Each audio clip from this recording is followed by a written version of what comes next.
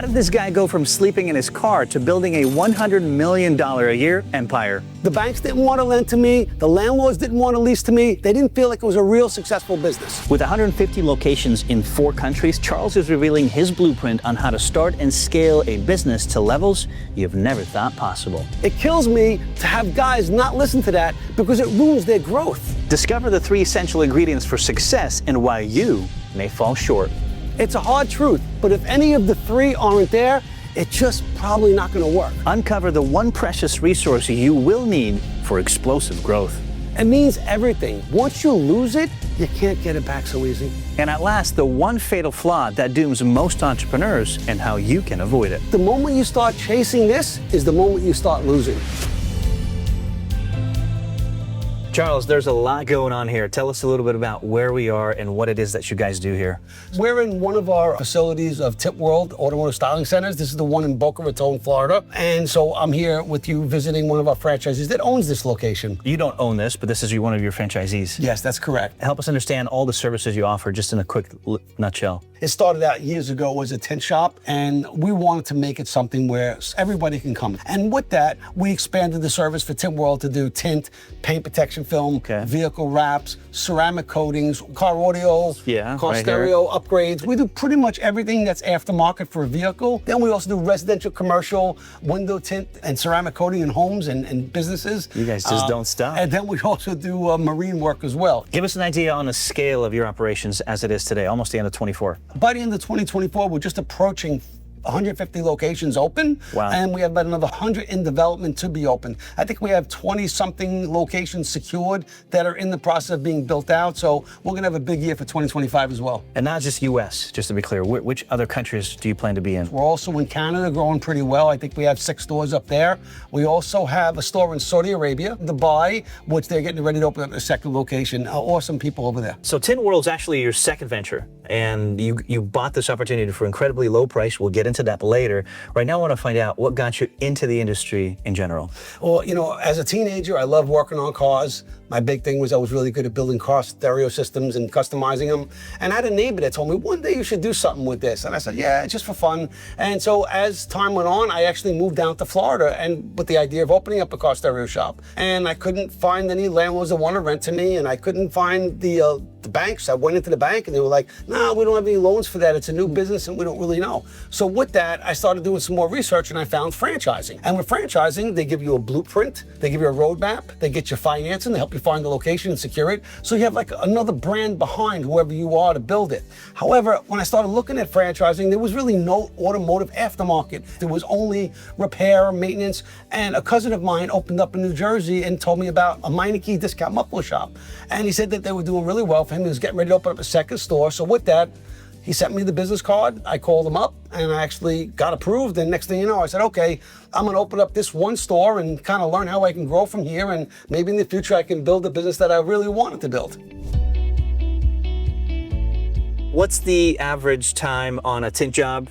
What's the average ticket? And where are the margins at? I mean, depending on the tinter and the car, usually between an hour to 2 hours to do a full tint job. That's it. And, you know, tint jobs, they have different packages that we offer. They can range anywhere from $300 to $600 on the average. And then there's add-ons like the front windshield or the roof, the moon roof, or there's other things that you can add on. Hour to 2 hours, $300 to $600 with some add-on possibilities. All right, so we're in the PPF area for the shop, right? Yes. I'm guessing this is the cutter? Yes, it's called a film plotter. He'll work on the computer and he'll choose the year, make, and model and click it, and this will you'll feed the film in, and it'll actually cut the film to the pads of the windows or the body parts for tint or paint protection film. We don't like to cut by hand, because cutting by hand, you're putting a blade on the car. We don't want to do any of that. We want to cut the film on the plotter and apply it and heat shrink it right onto the vehicle, whether it's tint or paint protection. Tell us briefly all the services that Tint World offers. Just give us a quick rundown list. I wouldn't be able to tell you all of them, but I can tell you there's 20 categories of services. Wow. So you got window tint, paint protection film, vehicle wraps, detailing, paint touch-up, ceramic coating, lighting, truck accessories are really big. We have all kinds of car audio and electronics.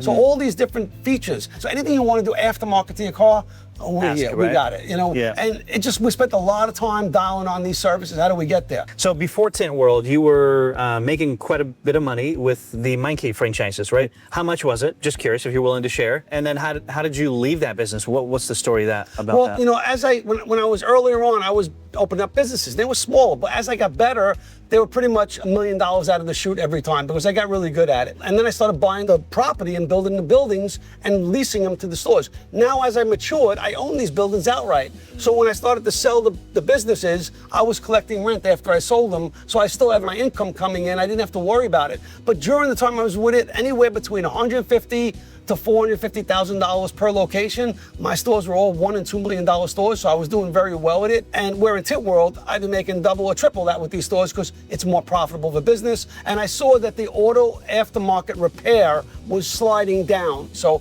I felt this was the right way to go. More profit, growing marketplace, and people love it. Like, man, you got to go to this place. Yeah, so it excites them to want to come to us. It really grows really quickly that way. That's awesome. Yeah, and the deal that you got on Tint World, I'm surprised you made it work and you got it for such an amount. So if you guys want to hear more about that, we'll ask later on.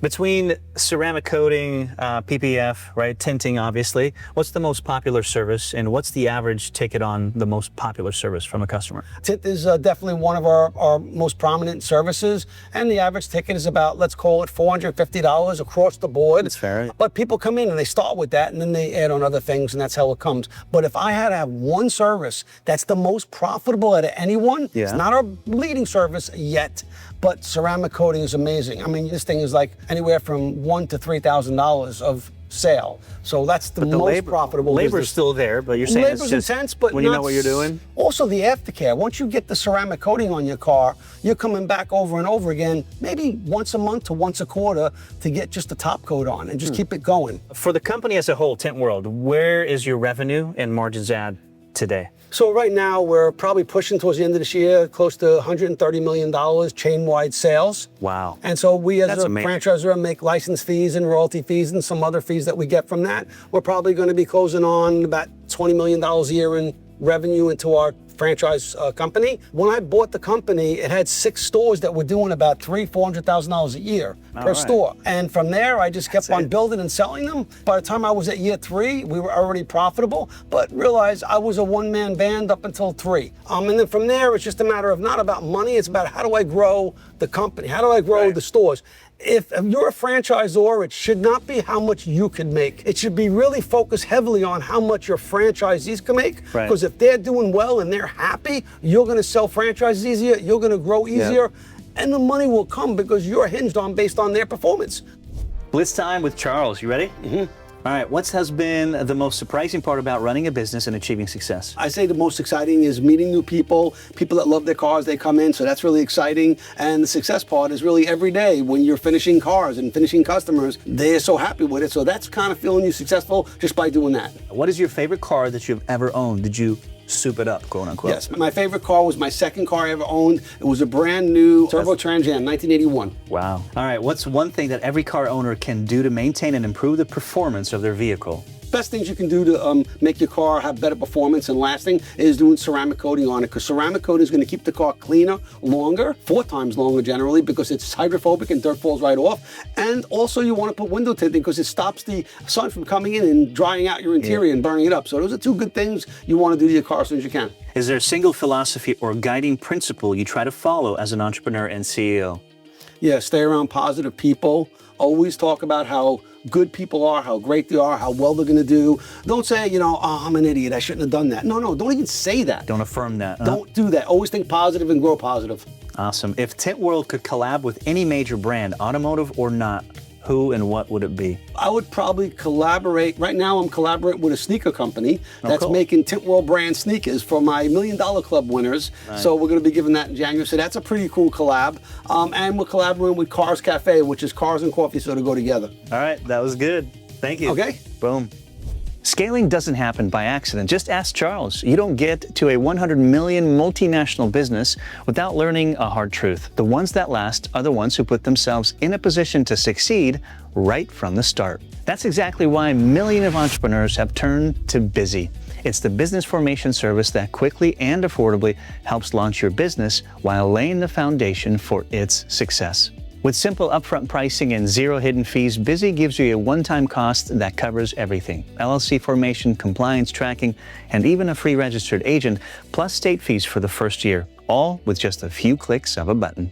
Behind the tinted window of most business formation services are unnecessary features, hidden fees, and costly subscriptions nobody asked for. But Busy is built differently. By entrepreneurs, for entrepreneurs, independently owned. They don't answer to a board of investors, they answer to you. Don't just rev the engine on a good idea. Bring it to life right away with a service that gives you exactly what you need to get going. Click the link below and launch your business today with Busy. What's your advice to people with little to no capital? Well, there's a couple of different things they can do. Number one, if they like the business in the industry, maybe they want to get a job as an installer or a manager of one of the stores, and they can learn the business from the inside out. They'll make a friend, maybe they make friends with an owner that wants to open up another store, and they can partner up. Another thing you can do is you can actually go to family members. Maybe family members have money and they like the brand. And again, they're not starting up something new. You're starting up something that's a proven model. So there's different things that you can do if you want to get into business. But again, you have to be ready for it, prepared for it. You don't want to jump in just because you want it. You want to plan it and have a strategy to really see it through. And SBA, where did that come in? SBA Like, can you get a loan if I have no franchise, just a business plan? It's very difficult to get an SBA loan without a franchise. They like to invest into franchise models that are predictable for success. As a matter of fact, that's how I started a franchise. I went to the bank and I said, "You had a loan for me?" And they said, "No, we don't loan for that." About a month later, I got a letter from Meineke saying, "You've been preliminary approved from Meineke Discount Muffler Shop." So before I called them back, I said, "Let me go back to the bank." I said, "You told me you didn't have anything, but I just got approved for a franchise called Meineke. And if they approve me, they trust me, maybe you can give me the loan to build this car stereo shop." She goes, "No, but if you got a franchise, we have a loan program for that." And she pulled out this card and she says, "Here." She gave me the paperwork to get the loan right away. I'm like, "Really?" So then I went back to the landlord that said no to me, and I said, "Mr. Landlord, I know you told me no, but look, Meineke trusts me. Why don't you trust me?" "Oh, if you want to put a Meineke in here, we'll do a build out, we'll help you up, we'll give you some free rent." Everybody was helping with the brand behind me, but not on my own vision. If you guys are interested in seeing what it takes to become a Tint World franchise owner, Charles here is giving UpFlip viewers a special link in the description below, so make sure to check it out. Give us a call. All right, let's go check out that Bentley. Is that the original Bentley color, or that's a wrap? What did That was they do? originally a white Bentley, and No they way. wanted to change it to that color. And so if you want, let's go take a look. All right, let's go see. Tell our viewers maybe that are not too familiar with PPF. What purpose does it serve these days? Years ago, it was basically for the more expensive cars because Right. you put it in the car and you wouldn't have to worry about the paint getting damaged. In this world right now, I don't care whether you buy a $30,000 car or a $100,000 car. When you drive out of the showroom, it's not going to be before a month you'll see some chips on it. So why not take care of that right away? So there's various coverage areas that you can do with paint protection film. It basically comes in clear, and now it comes in other colors. So you can do the whole car if you wanted. Nice. And change the color of the car with a protective film. What's your break-even overhead on average per location? Well, it averages a little differently all over, but we try to keep the break even in and around $10,000 to $12,000. From that point, everything after that, you're making a good portion of your profit is coming from everything over that money. So let's say if every $100,000 you do over the break-even amount is pretty much going to be about 60 to 70% your profit. Wow. Can you share with us the specifics on the deal that you put together for Tint World back in 2006? Yeah, I thought it was a cool business. It was nice. It was built on a shoestring. The stores needed to be, cleaned up and more systemized, but I liked the model that it had. So I contacted the owner, and we went out to lunch, and I asked him, what was it going to take to buy all 6 stores? And he wanted to back off from that and said, "Well, what do you want to do with it?" I was like, "Well, I'm thinking about making it into a franchise." He said, He goes, "What about if I sell you the rights to the name and I keep some of the stores?" I said, "You could do that." Clever on his part. Yeah, it was clever on his part because he was able to leverage what I was doing to build a brand. So he was able to build his stores a little bit better with my input. But anyway, he got to the point where he kept those stores, and I helped him modify, increase each of those stores. He went from doing an average of like $350,000 to $400,000 a year to quickly $500,000, $600,000, $700,000 a year. Now our average store sales of all stores is about $900,000. The top 50% is about 1.2. 1.2 million dollars a year. So that's kind of where we've grown from way back then by adding more services, more marketing, more training, support, and educating the consumer. With so many franchises across the country, what systems and tools do you have in place to maintain the high quality customer service? Well, of course, ongoing training and support from our operations team is really important. Always coaching them up and training and showing them new things. But when we do have a customer, maybe they're not satisfied with something, we try to steer them into first giving it to the owner, or they can always call the 800 number for us. We have a customer service that'll answer the phone and make sure that we get into what their concern is. Then we'll contact the owner, get that view and see what do we have to do. Sometimes it's just making an arrangement to go back. Sometimes they don't want to go back to that store. We'll send them to another store, whatever it takes to make the customer satisfied. Guys, if you're enjoying this episode with Charles and love the industry, love the business, love our channel, do us a huge favor, hit that like and subscribe button. Not only tells us that you appreciate us, you like the content, but it also helps us bring more amazing entrepreneurs just like Charles. Cool. Well, so we're at your franchise main office. This is our franchise headquarters. I welcome you here. Thank you. So let's take a look. Yeah, let's go check it out. I'll follow you in. How many people are working out of this location? There's about 25 people that work out of here, and we have about another 8 or 9 that are in the field that work with franchisees. Okay, let's talk about how big your overall team is. Give us an idea on how many employees are per location, right? And most importantly, how do we find these amazing, talented folks that you retain and keep on your team?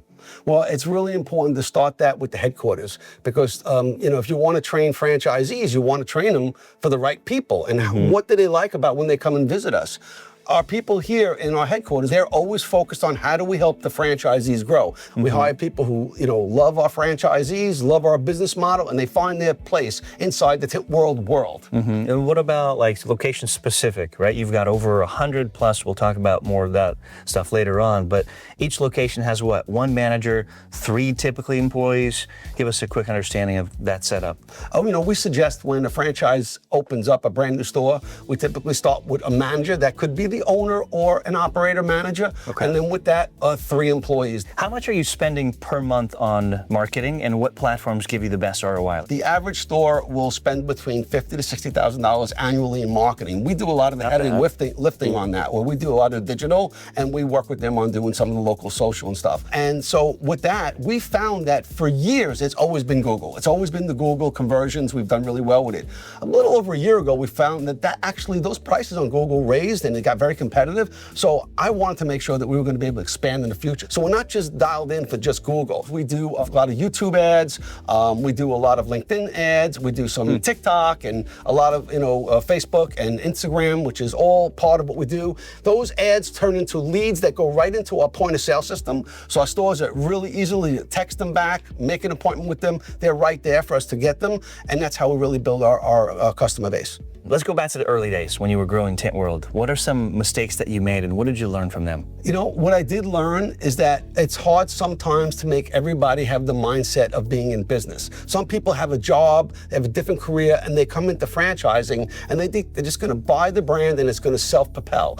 And it does to some degree, but really how well you operate, how well you treat your employees, how well you build your team. The whole idea with Tint World is you build your team and your team will build your business. And in the beginning, some of the franchisees that came in didn't have that mindset. They wanted to pay the minimum that they can pay employees. They didn't realize that you should pay them a full benefit program. That was really a learning curve. What skills, traits, and habits set successful entrepreneurs apart in your experience? I find that, the people that come into Tint World and really get and love the brand, those are the ones that really do the best. Some of the things that they have to have is good leadership skills. You're actually leading a team of people. And if you're respected by your team, they're going to want to grow for you. They're going to be part of the business model. My whole thing is you build a team and your team will build your business. All right, well, let's go check out your actual office and see where you Sure, come on, I'll stay in my office. This is where I have my meetings and where I do most of my work during the day. After doing this for so many years, Charles, you're still first in, last out. What's the story behind that? Just love what you do, or is there more? Part of it is I love what I do. and I'm always trying to make it better. And so how do you make it better if you're not going to be really there trying to grind and build? So this guy's in the trenches every day. Yeah, I'm always making sure, listen, it's different. There's no other brand like us. So I really want to make sure I'm always taking it to the next level. Right. Well, we've interviewed a lot of other business owners, and I got to say, some just want to be out of the business and go enjoy. You're the opposite. You're looking to continue to grow. You're in the trenches every hour, every day, and that speaks volumes. So, switching gears here a little bit, let's talk about the onboarding process for Tint World franchisees. What are you providing them with? How long does it take to get set up and maybe get your first client through the door, get your first paycheck, etc.? Well, from the time that a new franchise prospect contacts us, it's usually between 4 to 6 weeks before they can actually buy a franchise. And usually it's a series of weekly calls and checks. And then eventually when they get to a point where, we've helped them get their financing approved, help them get, the area that we approved that they're interested in going, then we'll have them come down for what's called Discovery Day. Discovery Day is when they're going to come down, they're going to meet our team. So they get to know who they're going to be working with. That's really important for them to know who we are and for us to know who they are, because we're going to be working together a long time. We want to make sure that's a good fit. They'll also go and visit a bunch of different locations around the area. They'll see different stores and talk to different owners and their staff. All right, you're closing in on 150 locations nationwide. Are we talking outside of the U.S. as well, right? Yeah. Canada, you mentioned Dubai. Yeah.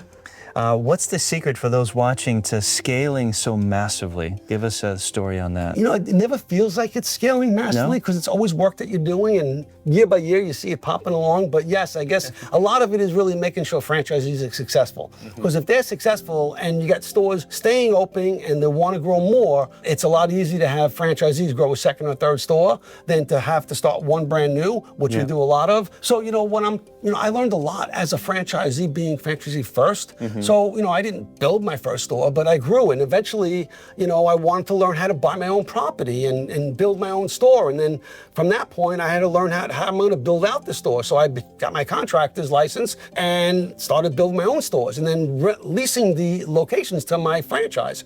And by doing that, I realized that I was making money two ways. I was making money once the property was paid off. I was making income on the real estate, and I was also making income on the locations. Also, when you start really making a lot of money with more than one store, you need the write-off, and real estate's a good way to do that. Yeah. So I always try my franchisees, I tell them, listen, when you get to a point when you want to go to the next level, I'm always available. I'm here about 7 in the morning every day. You can give me a call. I can schedule a time with you, and I'll tell you how to get to the next level. Nice. Because I believe that the same way they bought into my story of how I did it, I want them to make it their story so they can do the same things as far as they want to grow. How do you spot potentially successful franchisees?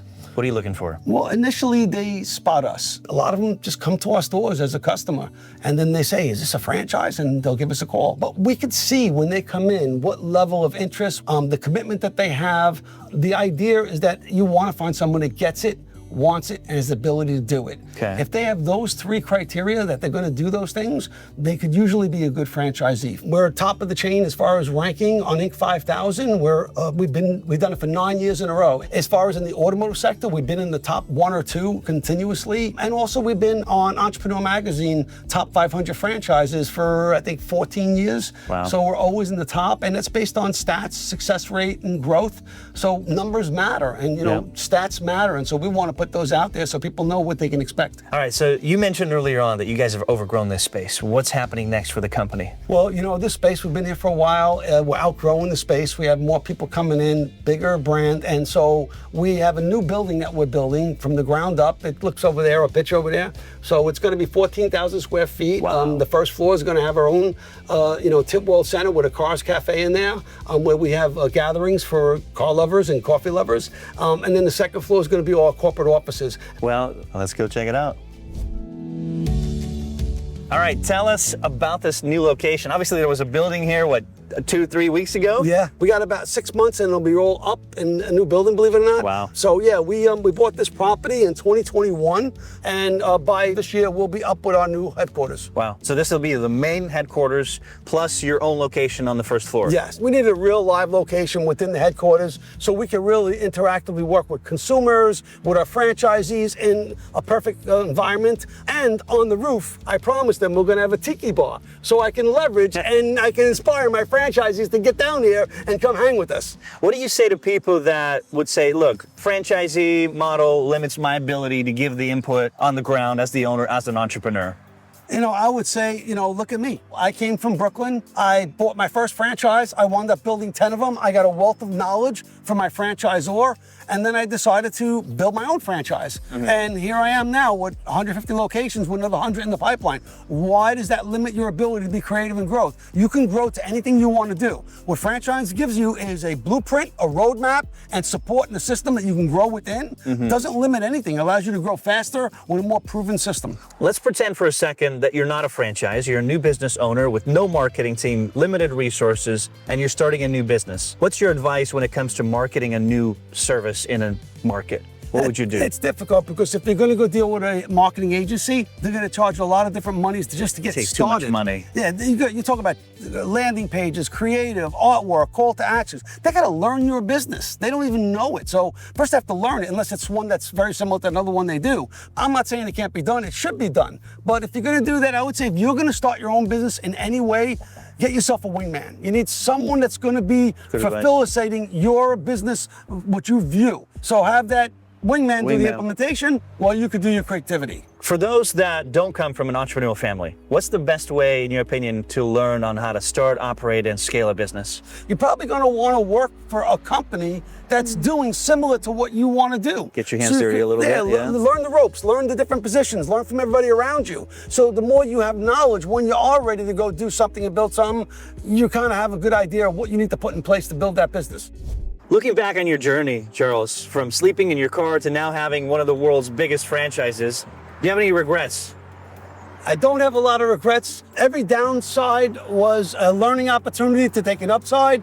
I tell all my franchisees the biggest thing you have to do to make yourself grow is always think forward, always think ahead, always be moving forward. Don't be looking about dwelling on the past. You may have made some mistakes, and if you did, just learn from them and grow further.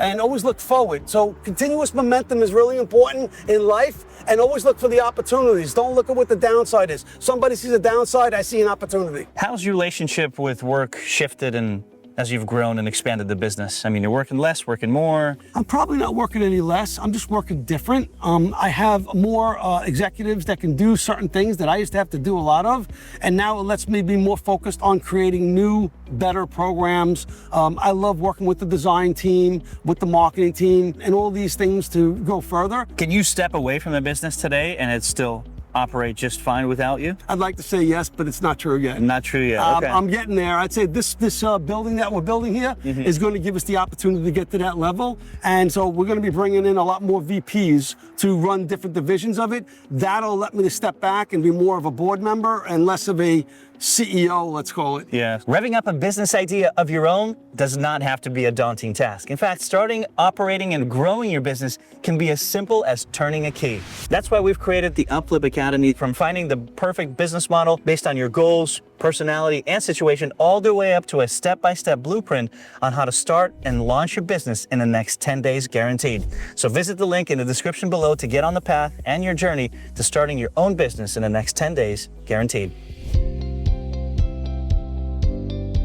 What are some of the most important SOPs and systems that you have in place that others, franchisors or business owners watching, can benefit from? So one really important thing is you really should have a business operations manual. And so when I set out to build the operation manual for Tint World, it's 900 pages. It's huge. And it's probably almost too big, so I dial it down to what's the most relevant, so what they're going to read. But really, you want to know everything from how to open up the store in the morning, what do you have to get ready for consumers to come in, what the store should look like, how do you treat your employees, how are they going to be working with you, what are they responsible for, so what they should be doing. If they don't have a guide of what's their job position and what they're responsible for, well, who's going to be responsible for it? So all these different things are really important in running a small business. So set up a system for success, so one day after you build it and you're operating it, your team can take it on, and you want to make sure the customer has a continuous same experience every time they come to your business. You've had some big bets pay off well, right? And that's a big part of being an entrepreneur. You take risks. Where's your risk tolerance at? How do we build our risk tolerance? And then maybe touch on what's the biggest risk you've taken so far in this business? So first thing I'd say is when you're going into any business or any investment, look at what's the worst that can happen, and then can I live with that? And then the pain of not doing it and looking back that I never really did it, is that worse than the potential loss of what you could have expected on the worst case scenario? So that makes you, I don't want to go through my life and get to a older age and then realize I never took any risk and I don't have anything. And if I would have done that when I was 20, 30, 40, 50 years old, look what I could have had. Shoulda, woulda, so coulda. really, it's the pain of what you don't do versus the pain of at least looking at the worst case scenario. Can I live with that? I mean, I remember when I was building my first building, I was like, I don't really know how to do this. I'm like buying this land, I'm building the building, and what happens if it doesn't work? Well, I looked at it, I already bought 3 Meinekes before. I'm gonna be renting the Meineke, so I got somebody to pay the rent, so how could it not work? So again, logically, what's the worst that can happen? What's one precious resource that every business owner absolutely needs to have, needs to know? You really wanna find your momentum and stick with it. So once you get momentum, it's like you're growing and you're moving, but you don't want to take your eye off. You don't want to slow it down because momentum is really strange. If you lose it and try to get it back, it's very difficult. If you get momentum and you keep your momentum going, your business going, and you grow it, and now your vendors love you, and your franchises love you, and your customers love you, and they believe in you because you're growing. I learned that from my father. My father had a business in New York, and years after I moved down here, he sold his factory, and he came down. He says, Charles, I'm going to take a year off and buy a house and fix it up, and then I'll go back into business again. When he went back in, everybody that he knew and they loved him, they didn't really care. He wasn't in the business anymore. So to start all over could have took him years to get the momentum that he had before he stopped. So that's a lesson I learned from him as well. Despite your proven blueprint, which is what we're here to talk about and highlight as much as we can, I think the truth is that no business is 100% guaranteed, right? That's true. So what's your opinion on why businesses fail specifically? What have you learned? Well, number one, you got to treat business like it's like a baby. Like you got to grow it up. You got to build it, you got to grow it, you got to train it, you got to hire new staff, you got to put people in.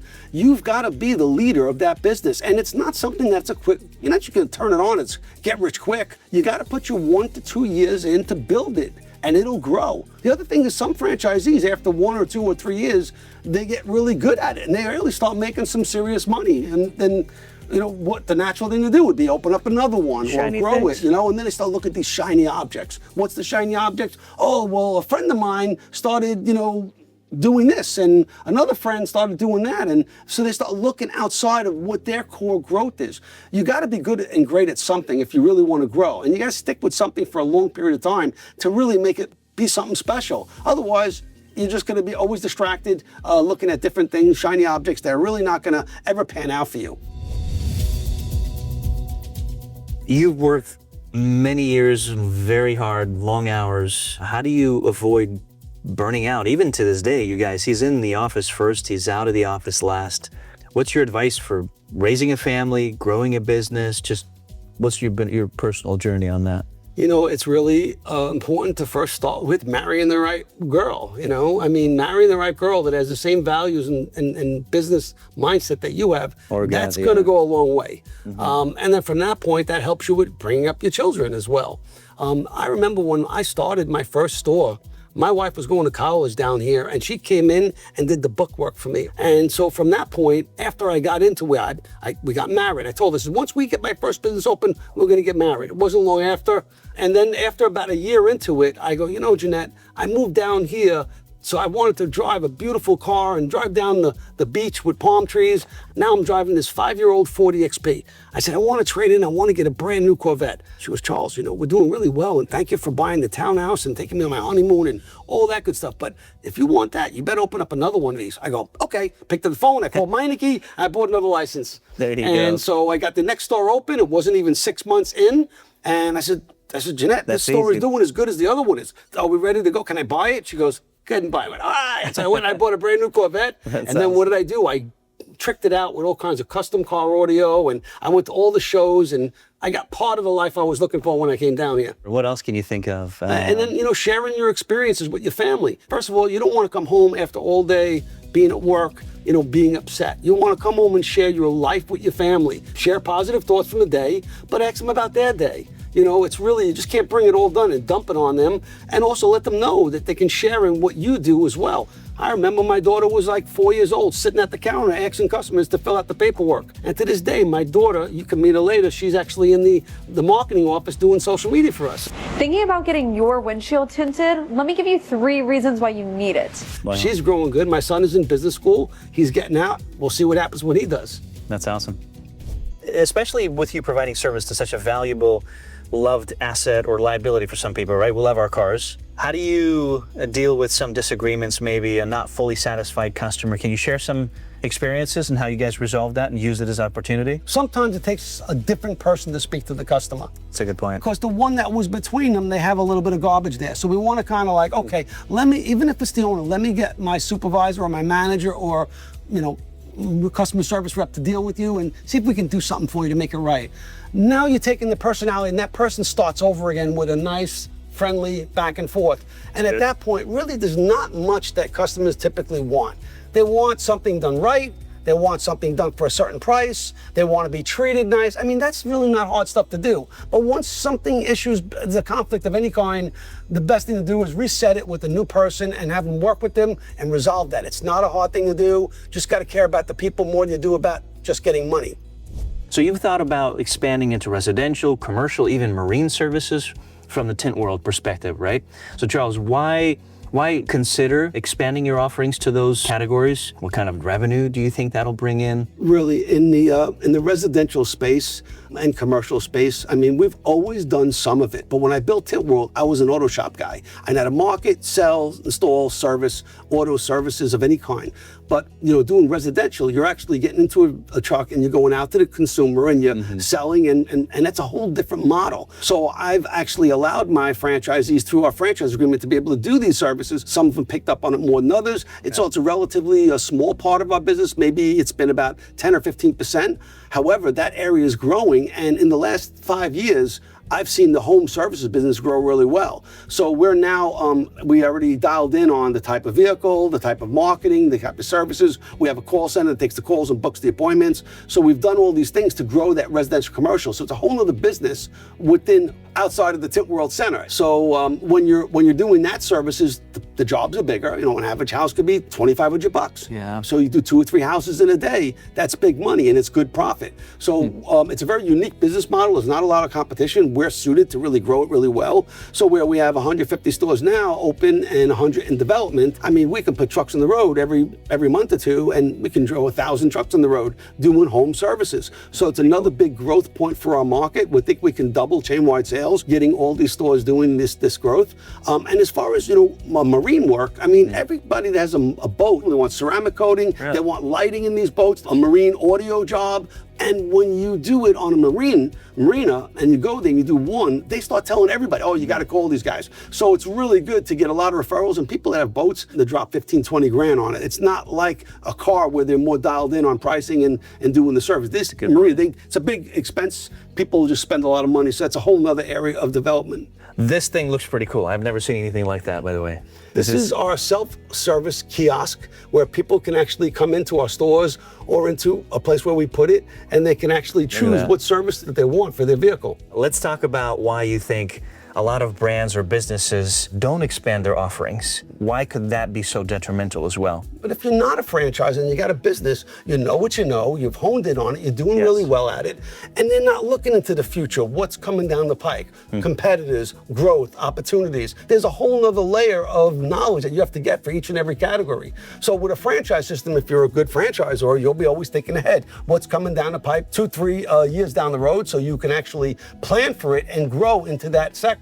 With us, we have staff now, so we're working with the vendors, we're working with the marketing team, we're doing analytics on what's happening, what's popular out there, what's the competitive strength of anybody else versus us, how do we capture the market? So we're always thinking about that. Franchisees are not knowing that until we roll it out and say, hey, we're doing this new test program, who wants to jump in on the pilot? And then we can start rolling it. Once we get our system going, we can start rolling it out to everybody, and we know that it's going to be planned for success.